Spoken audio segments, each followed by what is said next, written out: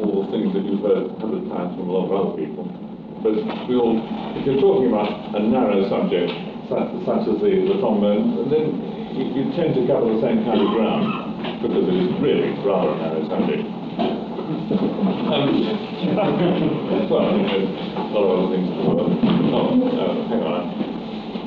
Whenever I start this, it always works. Start running. That's fine. Good.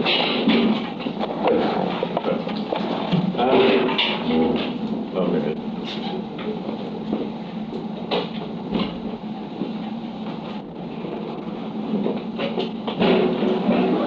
So, I'd like to say a few things about, well, the things that keep cropping up over and over again. I don't do that much one-to-one teaching these days, and what usually happens is that somebody calls me and wants to come and see me to get perhaps one particular aspect of playing sorted out or improved or advised about, or how do you do this thing or that trill or play this piece or whatever. And I generally spend sort of half an hour talking about the basics of breathing, because as I think every experienced teacher knows, the basics are often neglected, and if you can get them really right, working efficiently, it helps every aspect of playing. And often a little thought about the basics can put the more complicated things to rights with a minimum amount of effort. So I'll start by telling you the way I understand it anyway. Because even if you've heard it 10 times before, you'll have heard it 10 times slightly differently to communicate. Well, so about breathing. I believe the air should go in like milk in a milk jug, so that it goes in to the lowest point first. And we come across this magic piece of anatomy called the diaphragm. Diaphragm. And people get very hooked on words, you know, and there's a kind of mystique about talking about things that are not properly fully understood. So when you breathe from your diaphragm, somebody said to me when I was very young, and I didn't quite know what it meant, but I'm sure it was very important. And what it is actually, the diaphragm is a diaphragm, that's all. It's a little dome-shaped thing like that, not very strong, and it's down here inside. And when you're relaxed, there it is, like that. When you breathe in, the diaphragm becomes flatter. And it, of course, there are lots of very powerful muscles all around there which do the work. So when we talk about the diaphragm, we don't really mean the diaphragm, we mean the supportive muscles around it. So at any rate, the air goes in like that, and the stomach comes out a tiny bit and pushes the air down. I read somewhere that it creates a partial vacuum, and which makes the air go in. That's absolutely horrifying. I wonder what, you know, it sounds terribly dramatic and drastic. You don't have a partial vacuum created inside you. But I mean, we're all so used to breathing, we're all doing it, we wouldn't be alive. So it's all fairly straightforward that when that goes down, the air goes, fills up the lower part of the lungs. Well, a lot of people, especially people who play for fun, who are not sort of serious professional players, what a lot of people don't realise is that the rib cage at the back has to expand as well. And it actually does move out. And thirdly, this part fills here. Now, that sounds terribly complicated, but if you do some violent physical exercise, that's what you'd be doing anyway. It can be breathing like that, because your body dictates it. You need the oxygen, that's the way you get it. And so instead of just listening to people like me telling you how they think they should breathe, you should breathe. Just do some violent physical exercise, do some running or whatever, and you'll find yourself doing it anyway. Run up 10 flights of stairs, and you'll be breathing that way. Would you like to take some seats over here? Look at this. Very uncomfortable.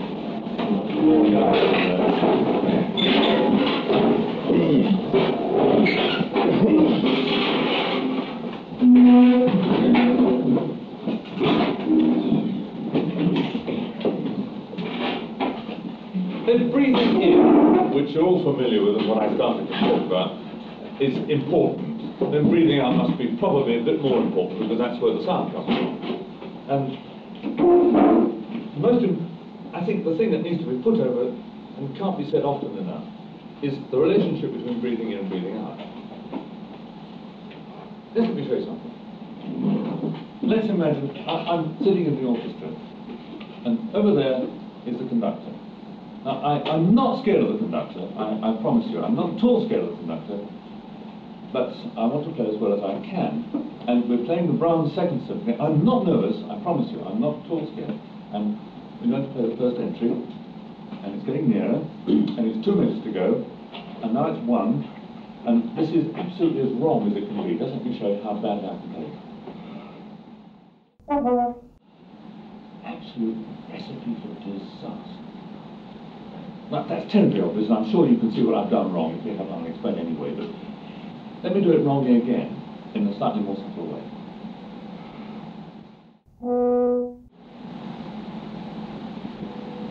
What I did, actually, was to create useless, completely wasted muscular tension to do precisely nothing. We do it again. Haven't actually done anything yet, no sound, but I've created all the wrong tensions. Now, it's a curious thing, but human nature being what it is, if we have any sort of slight problem, something so slight as to be hardly noticeable, we are so accustomed to applying more muscular effort to get over what it is. If a door sticks, you push it. You don't go for a can of oil to lubricate it in. Right. And in trying just a little bit too hard, creating all this terrible muscular tension. You just look at the muscle here.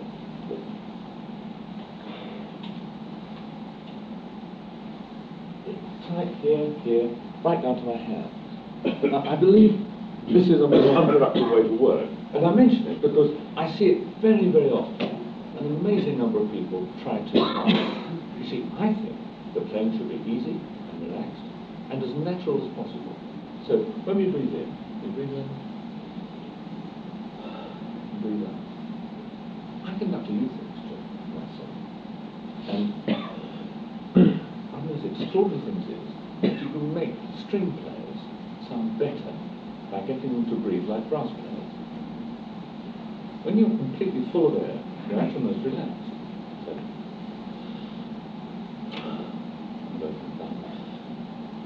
at that point, and it works. It's quite astonishing. Well, applying it to the trombone is even more obvious.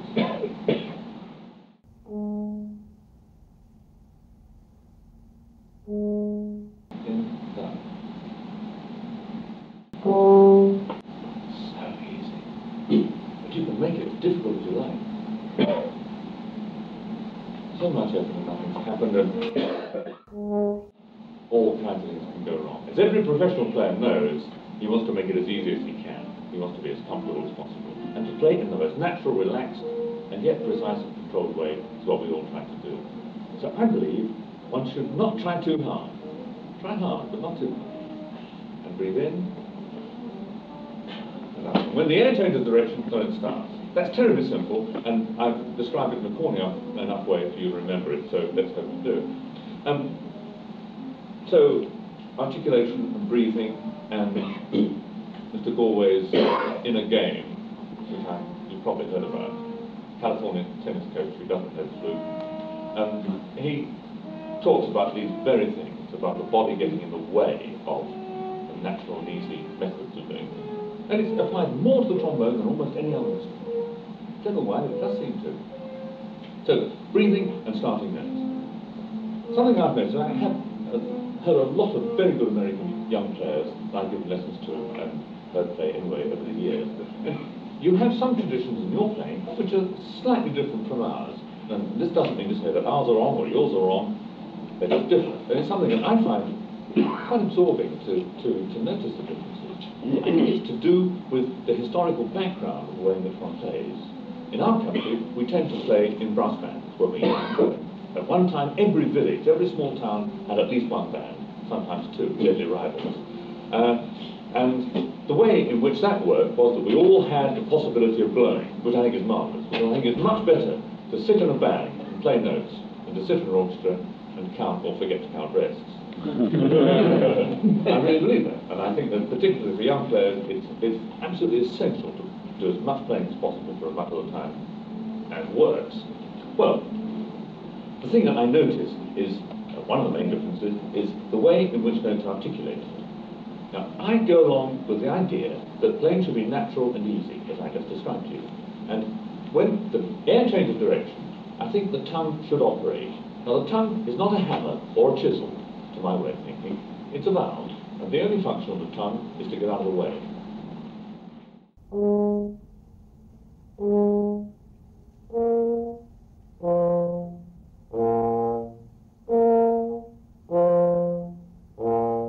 So the tongue says not to, but do, to my way.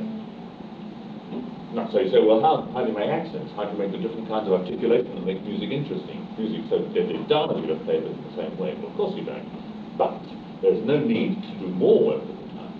You have such a powerful array of muscles here, which can generate the air in such a positive way, that there's no need to do any more than just articulate in the same way with the tongue. And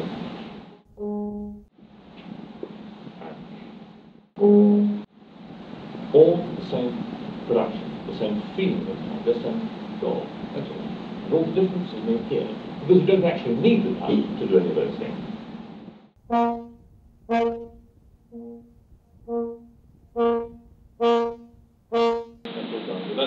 Everybody does, everybody can do it, there's no big problem. But if you use that as the basic method to start the sound, and just place the tongue for a door articulation, that way, you have, I think, much more control of what is going on. And of course, the tongue positions will vary in any case, as you all know. If you play low, the tongue goes farther forward. If you play high, it goes farther back. Because the mouth is plastic, and this is a real sensible word. It changes its shape. And in order to conform with the shape, which is changing as you play from one register to another, the tongue must find a different place. And when a young player finds it difficult to play high notes, it's often because he's going too far forward. To me, I think that this sounds more usable in music than this, which is using the tongue in a very powerful way, actually pressing with the tongue before the note starts. Because if you think about it, you're not giving anything to the note while it's happening. It merely means you don't like what happened. And that split second before the note starts, the tongue is actually pressing harder than it should. Now, following what I was saying at the beginning about controlling the air and bringing it in and bringing it out in a relaxed, controlled way, it's only harming the playing if the sound is punctuated by muscular activities like that, so that everything is being, every now and again, constricted and worked on in a way which I think is unproductive.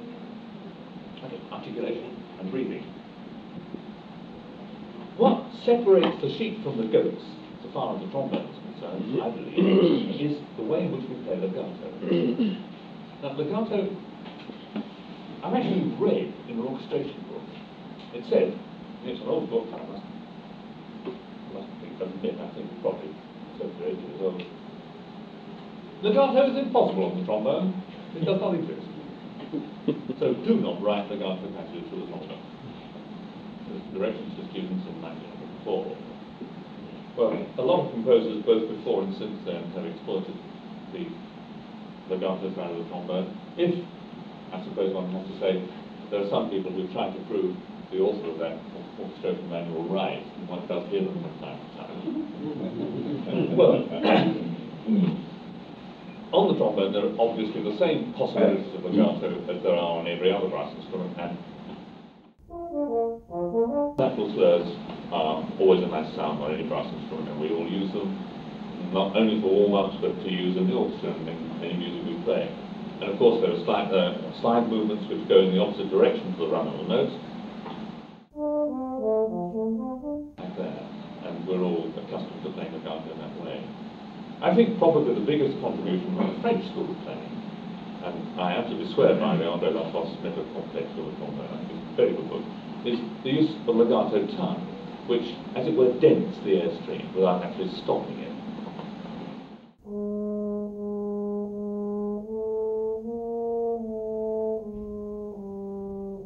Like that. So you could would say that there are 3 methods. I actually say there are 4 methods, because there's another one which I don't teach, but which exists, or has to admit that it exists, which is used in Eastern Europe. Instead of denting the air column by almost closing the space of the tongue, which I have shown you, you can do it with glottis.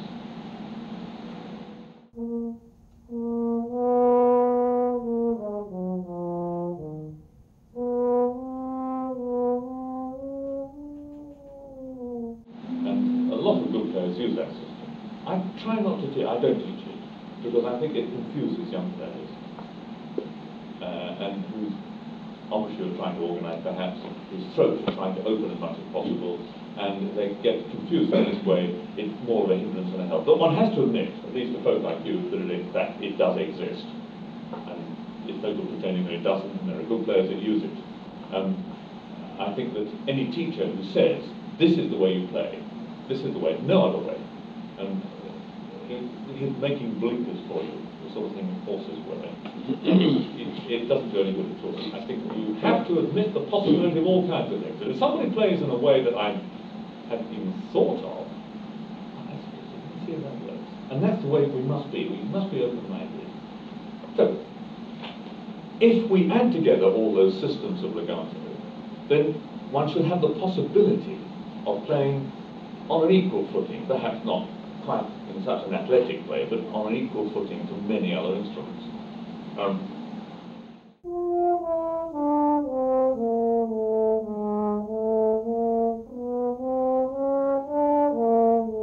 So that however you play legato, one is not aware that now it's legato time, now it's a natural slur, now it's a slur across the instrument, and now for this note we're using a glottis just once. And you can't very well put a placard up on the music stand. Today I'm going to use legato time. I mean, nobody cares. And you've really got to play any way you like. The audience or the conductor, particular conductor, doesn't give a damn how you do it as long as it works. And if it doesn't, he's the first person to say so, because he can hear you. And we need all the technical artifice that we can muster in order to make the trombone on an equal footing, I believe, with every other instrument.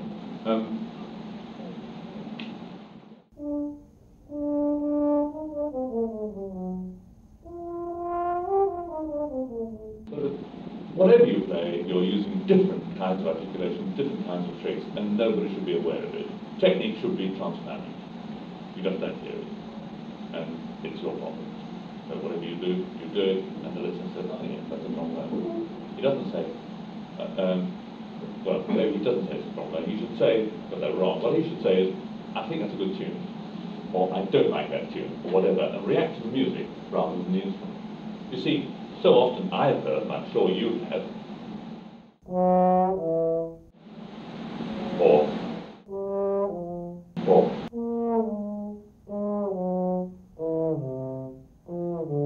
which I think is completely unnecessary. And if the music sounds like a trombone player having a hard time, I think the trombone player has, to some extent, failed. We have, these days, so many manufacturers competing to make better instruments with better mechanical facilities, so that the slides are really not the problem that they were even 30 years ago. And there's no reason why the slides should go so slowly. The engineering problem is one of inertia, so that you have to get it to move fast to begin with.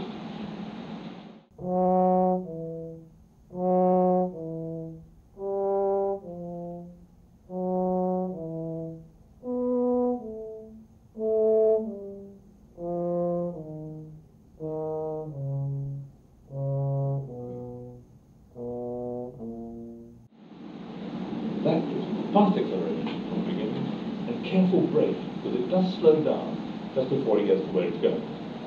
About one position before, you could say. So, by the time it gets to here, very slow.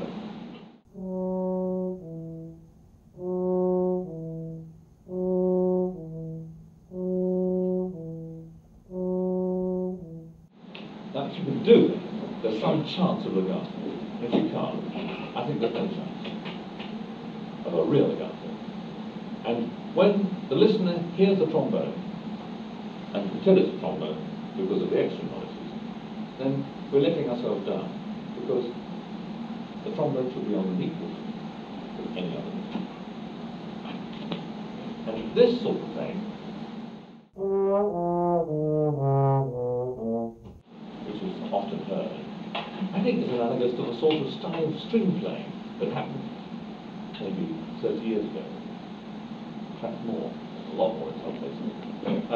Well, say 50 years ago, in the 1930s, where we had this sort of, instead of moving positions, moving positions so that you actually get straight there with a finger, you could slide on one finger and then move to the next one down.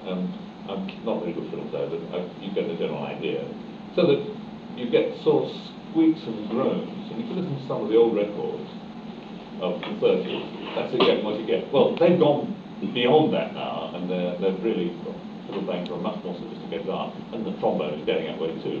A lot of people play the way I like it, but some people don't. And I'm not saying anybody's right or wrong, but just observing that not everybody does. And I like it to sound on an equal footing to any other instrument. I think the people in the world of jazz who have done more to develop the legato side and the sophistication of the trombone for the world in general have done so much. If you listen, for instance, to I was working with Bill Waters a few weeks ago, listening to him warming up, just playing. It's not like a symphony player. Exactly the same sort of things that my symphony colleagues do. The legato quality is so fine. It's so good. Well, I suppose one could say that it's a bit easier for them because they're not moving quite as much air. They're playing with smaller bore instruments and so on. But I think all those things hold good for all of us. And that's why I find it very interesting that the two sides of the business have overlapped in a way. Well, stop talking. So far as the trombone is concerned, there are so many aspects of it that I suppose, an hour session like this one can only just sort of skate through it. But I'm sure there must be some reaction from you, some questions or remarks, whatever you might have. And if you do, please let's have them, because then we get a two-way kind of communication, which I think is good. Yeah. Vibrato, lit vibrato, yeah. Particularly on the concerto or solo piece. How would you teach that to a student, and how would you? It seems to me European trombone players have, especially soloistic-wise, and I've heard French in Europe, that the use of the vibrato has so many different types of inflections or something. How do you get a student into really the right embellishing vibrato? That's very interesting. Our brass band movement has a vibrato idea about it, which they all do. And the people that have emerged from the band movement to become serious students and possibly professionals, they tend to have thrown out the baby with the bathwater. And, they've got rid of some of the worst habits of the brass band playing, and they've also got rid of some of the good ones. And I'm talking about playing with a really fine melodic line. And the kind of vibrato that they use, it isn't always applicable. The one I like to think is the human voice. And if you can make it sound like a singer, a kind of communication. Oh yes.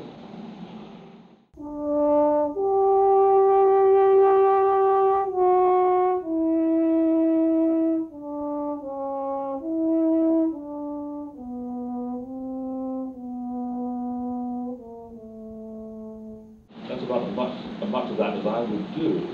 Although I find that string players are absolutely fascinated by brass players playing with vibrato when they don't normally hear it, because in the orchestra, you tend to make this sort of whiter than white kind of sound.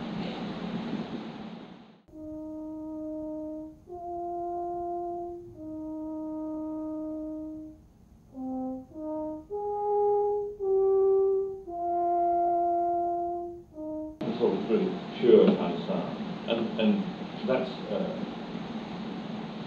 when one plays with vibrato, for instance. Oh yes, Mars 3, I did it the other day.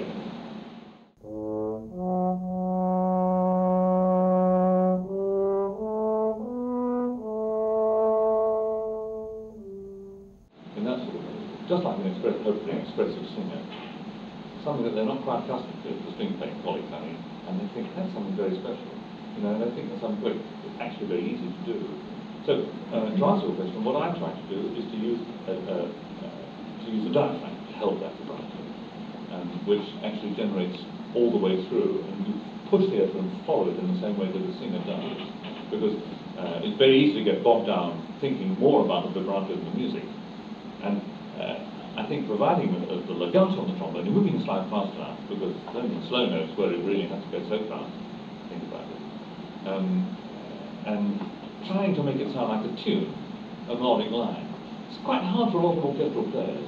Extraordinary thing. I did some schools demonstration concerts many years ago, and I replaced a colleague who was one of the first trombone players in one of our orchestras. And I actually heard him, because I had to be there while he was there too. And there's a tune by George Frederick Handel called Where'er You Walk that used to be in some of the old solo albums. And for some reason, he did it like this.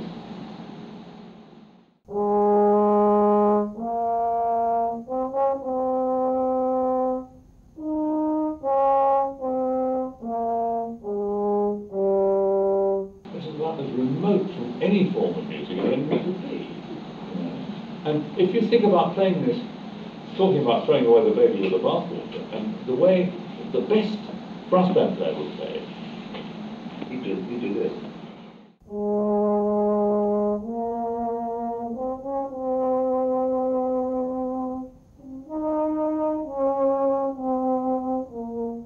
That sort of thing, which I think is slightly overdone.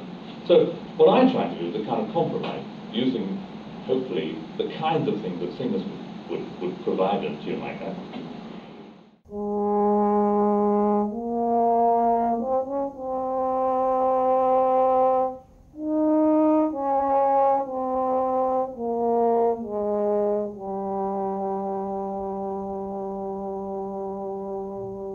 And using that by pushing the way that I described. The people that play with slide vibrato, they're on something completely different anyway, and that doesn't really apply to the sort of melodic line that I'm talking about. You must have noticed that from the very beginning, there are some people who have talents in different directions on the trombone or on any brass instrument. Some will always have an easy high register, from the first 6 weeks of playing, and some will always have a good, basic, rich, fat sound. And as you probably noticed, we're all different. I mean, we have to be. It's terrible if we were all the same. We have to wear numbers, I suppose. And just as we're different on the outside, of course, we're different on the inside. And some people have a bigger space inside. That's a very obvious thing to say. But when you think of it, it's not always quite the way it appears. And some young players will instantly have a big, fat, rich sound, and some will have a rather harder kind of sound. And I must show you something, because this sounds a bit like a sales pitch, but it really isn't. You don't need particularly to have a piece of equipment like this to do it. I told you before, I come back to youth books. When I come back, having worked with them for a day, my voice is terribly affected, because one of the things that you do when you come up to youth orchestra or youth band is shout. Up bow, down bow, and a heel, all these things. I mean, you've got to, you can't stop and say, keep markers in the park. I mean, things are going too fast. So, at the end of the day, shouting, the pitch of my voice has gone down. Well, you try it does. I mean, it happens to politicians too. It really does. I think Margaret Thatcher was mostly filling up with a bass baritone.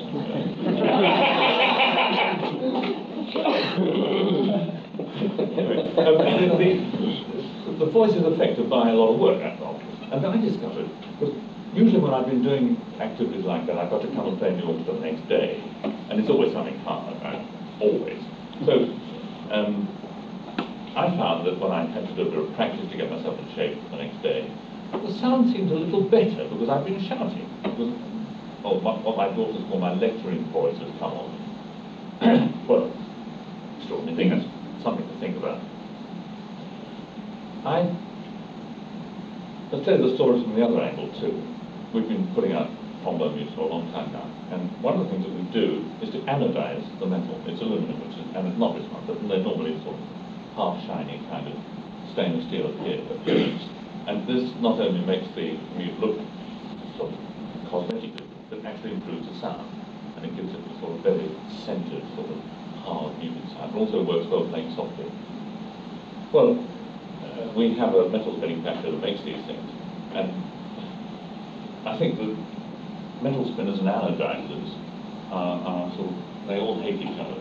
I mean, metal spinners hate anodizers because anodizers always spoil their work, and anodizers hate metal spinners because they never get the numbers right, or so they say. I mean, it's sort of perpetual confusion. Anyway, we had a whole batch of anodizer mutes, which looked really awful. We couldn't sell them. They had sort of relief maps of the Alps and cloud formations all over them. They blew perfectly well, but they weren't cosmetically satisfactory, and when you're putting out the product, well, you couldn't get it right. So there they were, stuck in the store, and I wondered if I could use them. I do these damn things. Then I got the idea of making practice mutes. Practice mutes, essentially, doing what Cameron's doing now. And I just thought, I do these damn things. Then I got the idea of making practice mutes. Practice mutes, essentially, doing what Cameron's doing now. And I just put a cork ring round here, and then filled it full of holes, and sort of filled up the holes gradually with sort of plasticine and chewing gum and stuff, to try to put them in the right place. See, the air can't go through the mute except through these two little holes. And I discovered that it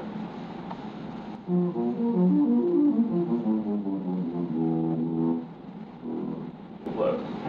That's marvelous, that's practicing. Paint them black, then we'll cover up all the horrible marks. And then I well, then I discovered, more or less by accident, that if you start playing the practice mute quite loudly,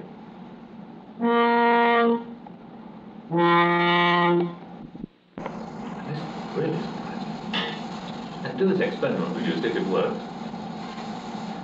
If I play in the low register, quite loudly, it, after a little while, it descends the vocal cords, and it makes the pitch of your voice go lower.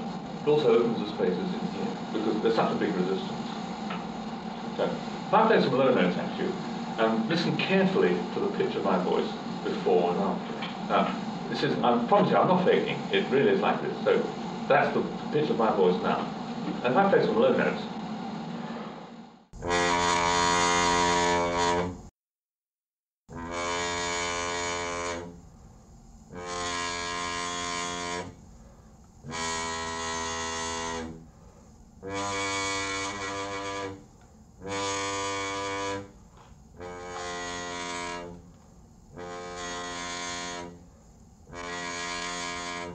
pitch of my voice has fallen a little bit.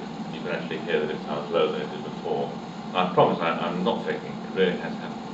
And not only has the pitch of my voice gone down, but the actual openness of the sound is a bit more. It's a bit more open.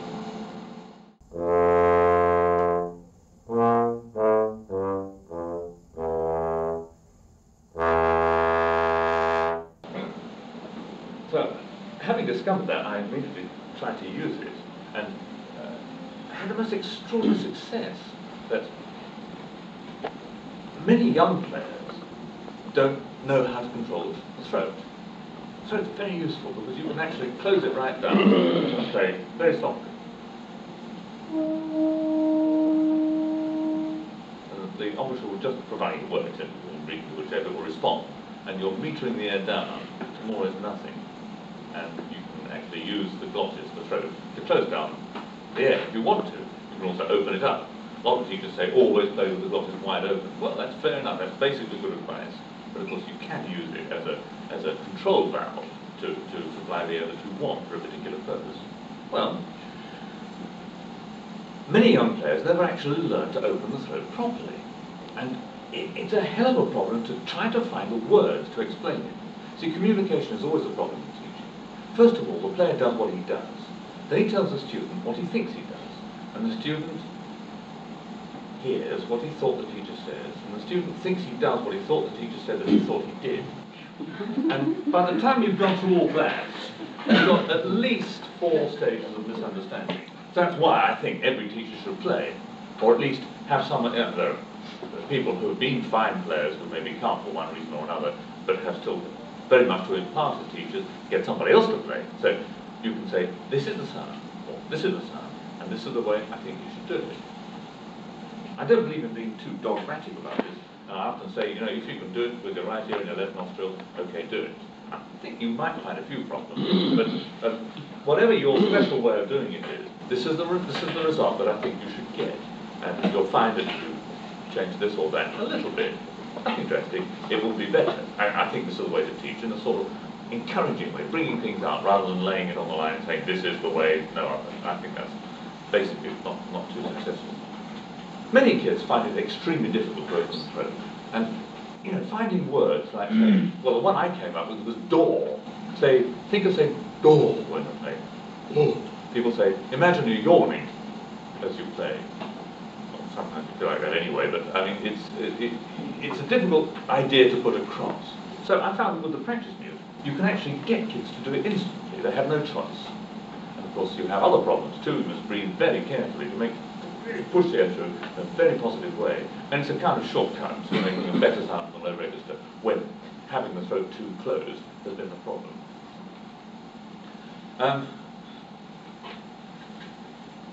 Maybe you'd like to try those things, because I think it's an enormous benefit actually. You don't need to have one like that, especially. I mean, any musical clock round, it will give you the same effect. It's not the sort of thing to practice with endlessly, but just to give yourself the feeling of how it works. See, I think that teaching is the recreation of body sensations. It sounds terribly pompous if you put it like that, but that's basically what it is. And if you can recreate today the body sensations that you had yesterday, you will then be making the same effect that you had yesterday. And ideally, you might even be able to improve it a bit. The body doesn't learn these things naturally very fast. Some people learn faster than others because they have very good coordination, and are probably making a show there's other activities too, sporting activities and so on. But however much you may watch a gymnast doing some particular gymnastic trick, you still can't do it just by looking. Your body has to learn the tricks. And it's exactly the same with the trombone, with a fast, precise slide action, with all the minute control of embouchure to give you the kind of legato flexibility that we all strive for. And similarly, with opening the sound here, so that anybody can make a really big, open, fat sound, or close it down if they want to. It's not just the air in the instrument that vibrates, because there's a vibration of the air actually in the mouth. You can actually change the sound quite dramatically by moving, changing the shape inside here. I don't recommend that, but it can be done. And of course, when you play with practice music, forcibly blows it over inside, so that you have the biggest space you can have. I don't think anybody else has thought of that. That's why I thought I'd plot that one out, because I think that's quite a new idea. Anybody, any ideas or questions? So we've got enough time. You just mentioned coordination. Do you have any approaches or ideas for that student who is just basically uncoordinated? That's a difficult one. And if you're in the sort of state school system, for instance, where you have to take all comers because they want to, then you often have problems. I think that coordination improves with having to do something as basically difficult as playing the trombone. I mean, if you think of it, we try to make it as easy as we can, and by relaxing, by breathing in the way that I was trying to show you, we try to make it as simple as possible, as obvious and natural as possible. But there are some people who still find that very difficult. I always start with the basic concept of getting the breathing right, even before blowing, so that they can actually get this feeling of relaxation and getting into the playing in the most obvious, natural, simple way. The teachers that create difficulties, like for instance the fellow that, I won't tell you his name, but it doesn't teach anymore, but used to be a teacher in London and said, God, it's so simple. That's so difficult. A number of people will come unstuck, let us see, oh, watch out, that's so difficult to play. You want to be very careful about that. And by that simple method, you've created problems that didn't exist. And I mean, I think that's completely as wrong as it can be. And if you do all the things properly, and well, in a sort of organised sequence, if you like. I mean, I don't believe in. Well, I had a colleague in that's a silly story, nothing to do with it actually. Sorry. A colleague in the LSO is a tuba player and played the best knee flat. You know, which they all used to play. Many of them still do. Good instrument. He was 35 years in the British Army, and it was at a time when the production of tuba players was more or less nil, because there wasn't any work for them. Nobody got taught, which is sort of antithesis of what's happening now. Everybody's getting taught and there's still no word. But this fellow actually learned to drive at the age of about 50. And learned to drive by numbers, because that's the way throughout his entire army career he learned everything. On number 1, insert ignition key into door, rotate. On the number 2, open door. Number 3, get in. On number 4, insert ignition key into ignition. Number 5, check handbrake, and so on. You know, did everything up to about number 46. How to actually drive this thing. I think that's getting a bit too organised, but I do believe it's possible to formulate ways of teaching so that without appearing to be putting things into little boxes, you can organise it so that they do things in the right order. And I think that for every problem coordination, breathing is a much bigger factor in finding a solution than anybody's ever thought. Because it's such a relaxing agent. You know, when we get nervous, and we all get nervous, I do especially, but I don't do as much playing as I used to. Whenever I do it, something important or difficult, it's a bit stupid, but that's something I let myself in for. A way to relax, take a deep breath, as though you're going to play something very loud, and let the air out very slowly.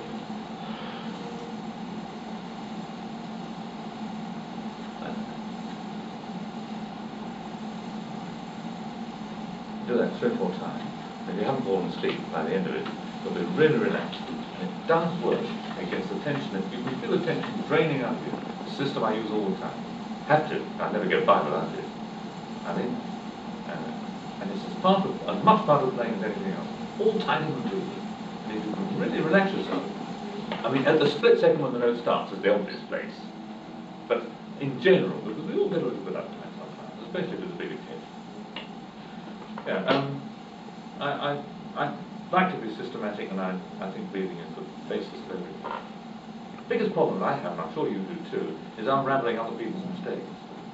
When you get the young player who plays with stretch embouchure and tongues down there somewhere and gets the breathing all wrong and it's harder actually to start when you've got to sort of tear down the house to start with new foundations, because it's very, very bad for the morale of the student.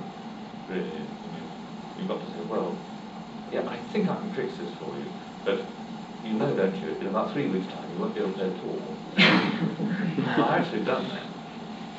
It may be 2 weeks or 4 weeks, but at one stage you won't be able to play at all, and then you've got to gradually build it, and you've still got to do it.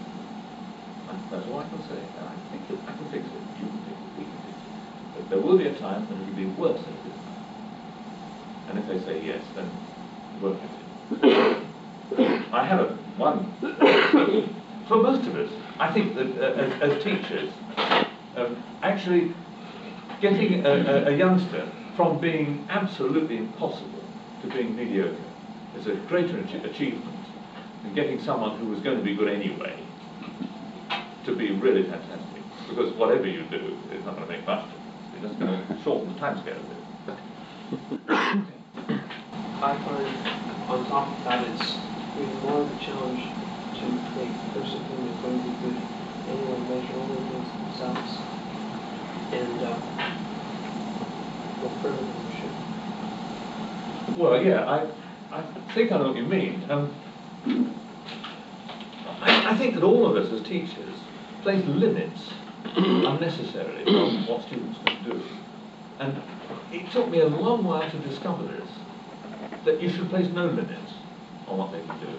And it's possible to make kids play far better than perhaps the previous generation, simply by not thinking that that's as far as they should go. There's no limit. My little youth orchestra, I mean, these are kids in school, they're not going to be musicians, they're not even interested in music particularly. One of the things that they do, I think they're very strongly motivated. One piece we did last year, very well known orchestra, was the Overture of Magic Flute. And in the E-flat chords, you know, where the chords build, with the trumpet and trombone, just for, 6 or 7 seconds, or 10, 15 seconds, through that spell, that little bit there, it could have been the finest orchestra in the world, just from the brass, because it's so easy. And by making them do it as well as possible, setting no limits, never put up with bad tuning, never put up with people not playing together. You can show them, it's not difficult. Look at me, look up, here it is. Bom, bom. so many conductors, incidentally, in that place try to go bom bom, you know, and it doesn't work. Old Joe Cripps put me up to this one. Forget about the upbeat, call it like that, and give a downbeat on the upbeat, and bom bom. It's easy. Absolutely no problem. You don't need to tie yourself in knots. And what I'm saying is that although these kids weren't all that much better after we doubled this than they were before, at least they could play in a very, very limited scale everything that they did with a perfect production, very nice sound, in tune. And having set that possibility for something which was really within their reach, but which, from someone who was perhaps on a brass player, would not have bothered to take so much trouble, it gave them a standard around which they could build other things. And I think that's what it's all about. So that there should be no limit on standard. Thinking back in when you were getting the experience that you have now, both in the orchestra and as a soloist, what approach do you have now, or did you have at the time, in terms of interpretation, style, and improving your own confidence, self-confidence about your own interpretation or style? In other words, making an aesthetic decision about what you thought a trombone section should sound like in a certain work. Well, that's a complex question, really. These things don't just happen in a big way, they happen in lots of little ways. Sure. It's something that grows. And I think one is influenced mainly, well, if you're lucky enough to get a good teacher, and I had a terrible teacher who did as much as he could to dissuade me and confuse me, disorganize me, and I had enough sense to leave after 1 year. And the people that didn't get anywhere. I was fortunate enough to go to my first job at age 19 to an orchestra where they had a very, very fine conductor, possibly the worst beat in the universe, but one of the finest musicians that ever was, Mental Rudolf Schwarz, who took a lot of trouble to explain why things should be the way they were. And because I was still avid to learn, most of the people, I was always the youngest player in the orchestra that I was doing in those days, and all the others had heard it before, and the cigarettes would certainly be lined up, and the newspapers would come out, and he would say, next door he used to wear a bow, and he could undo his bow, take out the cigarette case, and he used to buy the cheapest cigarettes and cut them in half, and open the cigarette case, take out half a cigarette, put it in a holder, put it in his mouth, and light it in about a fifth of a second. I've never seen anything like it. It was my dears. Explain really what was happening. And if you had the gumption to listen, really to listen to what this guy was saying, you could pick up so much. And I listened. And after that, he changed over in the other hand. So in other words, and he said it all again a different way. And it was about the worst medicine that these pro players, they're good players, they're decent fellas, but they were professional and they'd heard it all before. I mean, I was young and gymnastic, but they just switched off. And so, although he probably thought he was talking to 75 people, he was probably talking to me, because I was the only one listening. And I listened to everything he could tell me. And all these concepts of the tiny things, the quality of sound, the balance within the orchestra, note names, square notes, his favourite expression, line and dot. You must play with line and dot. Now you think about that, which is what the sort of, where you started with, you think about the length of a note. Line and dot, that was always his idea. I've learned more from him than anyone else. Then, getting into different orchestras, because I've been with the LSO now more than 24 years, we've had so many good conductors who have heard so many different types of playing all over the world, that if you sort of go along with what they want, and they're not slow to tell you, believe me, you tend to pick it up. Mm-hmm. So that, in the end, any orchestral player that's been in a big orchestra, I'm sure Alan would agree about this, he's heard what every conductor has said that he's heard from every other brass player. So it's a kind of double filter feedback thing, where you're getting it from all the other players that they've heard through their wisdom, sense, lack of wisdom, or whatever, back to you, because that's the way styles get formed over maybe centuries even. So that when we worked with Pierre Monteur, he had very firm ideas about the sound of the trombone that he acquired in San Francisco, in Boston, France, in the Concertgebouw Orchestra, all over the place. It's an extraordinary. He was 90 years old when he was working with us. We had him from age, I think, 87 to 91 or whatever. And marvellous man. Marvellous man. He was very short. They reckoned that instead of having a podium, they used to carry a portable hole around for him to stand in. That sounds a bit crazy, but that's the way it sounded, the way it looked, because you couldn't see him. He was down there somewhere, you know, and so you had to look. And that's where it was brought home very strongly to me that you learn the notes, you know the notes, you play them 50 times, you look at that beat and you're there, absolutely there, because the thing that trombone players hear in orchestras, more than anything else, is 1, too loud, 2, don't drag. And everybody's heard that one, don't drag, don't drag. That's the thing that we hear more than anything else. And it's the orchestral trombone player's job, because it's a special field. I mean, it really is very special. To be absolutely on the beat, never behind. Not in front either, but never behind. And that's what I learned, well, as we all do, from the conductors that will not tolerate that, because they've heard better people than me playing. So I've got to get it right. So that's one of the things that comes in orchestral playing. You know, you get a sort of two-way feedback. This goes back to the breathing again. When you're playing some kind of orchestral piece and you've counted out a few thousand measures and you have an entrance coming up, do you find it more effective to take your breath over a long period of time, say a measure, take a slow, deep breath starting from the lowest point? Or do you find it more effective to try and take your breath in 1 or 2 beats and just boom and you're full of air? Well, it depends entirely on the circumstances. If it's loud and long and sustained, as perhaps a Bruckner symphony or Sibelius or something such thing, or Wagner, well, I can think of a few examples, then I try to get as much air in as possible. It's always better to have too much than too little. And try to time it with the music so that the worst thing is the conductor that goes and doesn't give you a clear indication. The best conductors actually give you a beat and breathe with you. And I remember doing we did a tour in Germany with Schulte, who in there was a piece by Led from Britain, it was the 3 C interludes from Peter Grimes. And there's a D minor chord which we have to play really quite strongly on 4th line down the 2nd page. And it has to be really sort of like this, equal balance for everybody. And he was so screwed up. He sort of, it's a hell of a job to place that. So in the end, we said, look, do it in the right slide. Okay, we'll do it. And then he followed us. And that's probably the easiest way to do it. You see, I believe in compromise. I believe in compromise with working with big-time conductors and big orchestras. You do it their way at rehearsal, and they do it your way at the show. Because in the concert they can't stop, and you can see so many times they'd love to.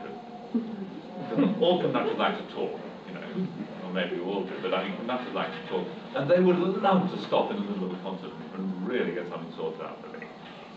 It's marvellous, really. I mean, you can do anything you like then.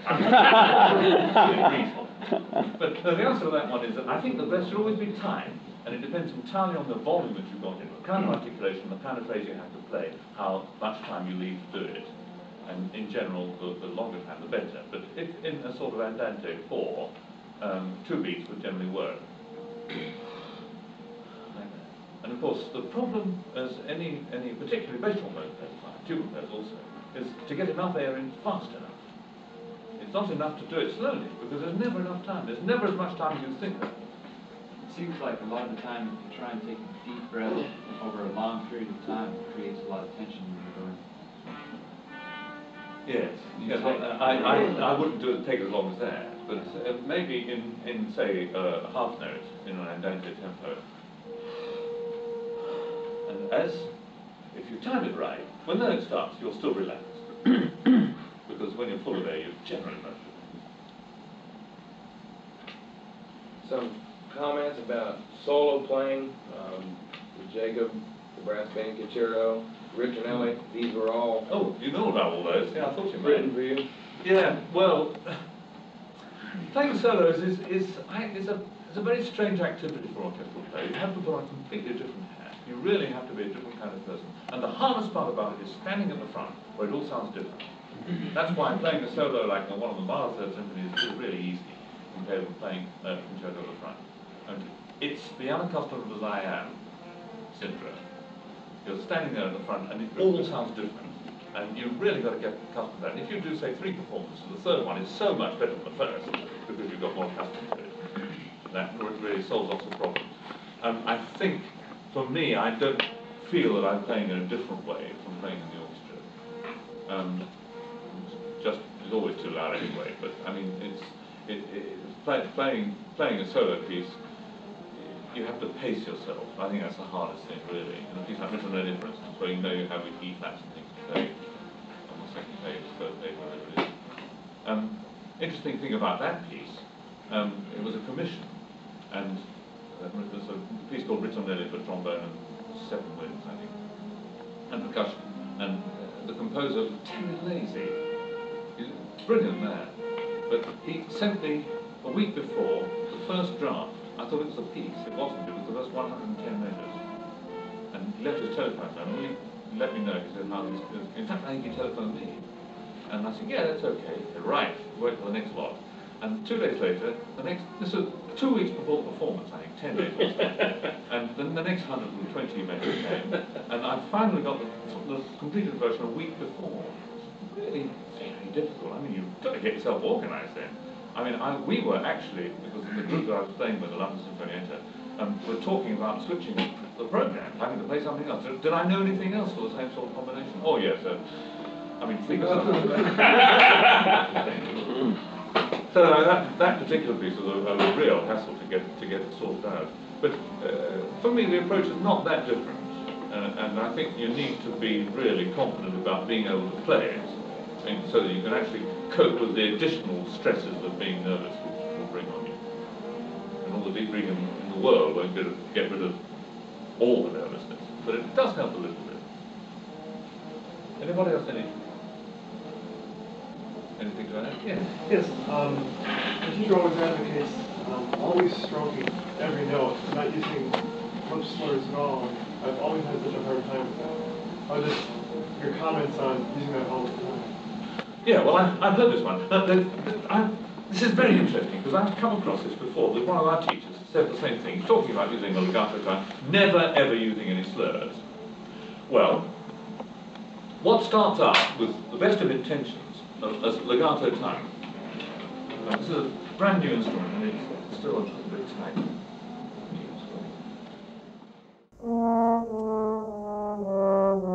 Legato time. Okay, that works.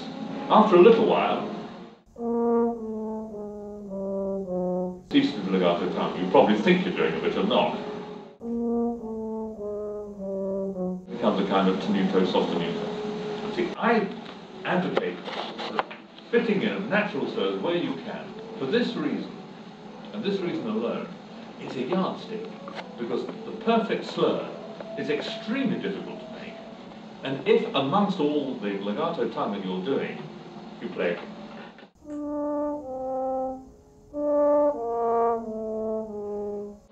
if you play in a neat, precise way, then the next 2 notes or whatever can be matched to it. But if you play, you may not get as good a legato. Now, of course, anybody can play any way they like. Of course they can. But I like to say, in general, that rules don't work. You must do it this way. I think it's self-defeating. And the best thing to do is to do what I've done. Don't believe everything I say. Don't believe everything anybody says.